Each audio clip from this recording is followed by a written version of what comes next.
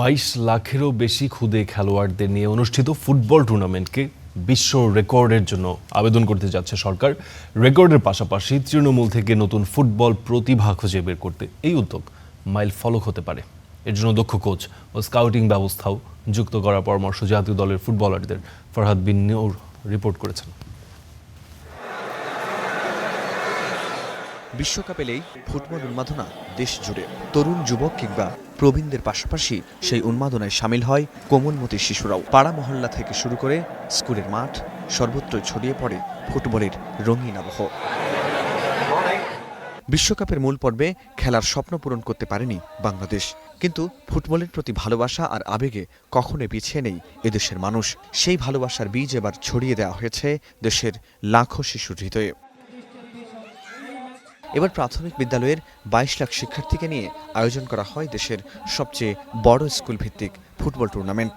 হাতে কেবল বই খাতা নয়, শিশুরা ছুটছে ফুটবল নিয়েও। খুদে ফুটবলাররা দীর্ঘ লড়াই শেষে গত 20 জুন আর্মি স্টেডিয়ামে অনুষ্ঠিত হয় জমজমাট ফাইনাল। মাঠে উপস্থিত থেকে খেলা উপভোগ করেন প্রধানমন্ত্রী নিজেও। টুর্নামেন্টে 1,23,000-এর বেশি ম্যাচ অনুষ্ঠিত হয়েছে। এত বিপুল সংখ্যক শিক্ষার্থীর অংশগ্রহণের এই আয়োজন বিশ্ব রেকর্ডের দাবিদার। প্রাথমিক ও গণশিক্ষা প্রতিমন্ত্রী ববি হাজ্জাজ জানিয়েছেন, ফিফার স্বীকৃতি পাওয়ার পর গিনেজ ওয়ার্ল্ড রেকর্ডসে অন্তর্ভুক্তির জন্য আনুষ্ঠানিক আবেদন করা হবে। ফিফার অ্যাকনলেজমেন্টের জন্য আমরা অপেক্ষমান।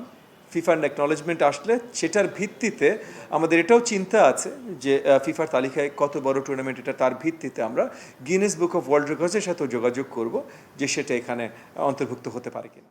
এই উদ্যোগে ভবিষ্যৎ বাংলাদেশের ফুটবলের জন্য আশার আলো হিসেবে দেখছেন জাতীয় দলের বর্তমান ও সাবেক খেলোয়াড়রা। তাদের মতে, টুর্নামেন্টের প্রতিটি পর্যায়ে দক্ষ কোচ ও স্কাউটিং ব্যবস্থা চালু করা গেলে তৃণমূল থেকে উঠে আসবে অসংখ্য প্রতিভাবান ফুটবলার। কোনো যে এই ধরনের বড় উদ্যোগ প্রত্যেক বছর হলে আমি মনে করি যে বাংলাদেশের স্পোর্টসম্যান বেরিয়ে আসবে, ভালো ভালো স্পোর্টসম্যান বেরিয়ে আসবে। ইটস নট অনলি ফুটবল, এটা ক্রিকেট, আদার্স প্রত্যেকটা জায়গা থেকে। কে ভালো প্লেয়ার, কার একটা ধরেন কোচ, যারা কোচ তারা কিন্তু পাস দেখলেই বুঝতে পারবে তার ভিতরে একটা ট্যালেন্ট আছে।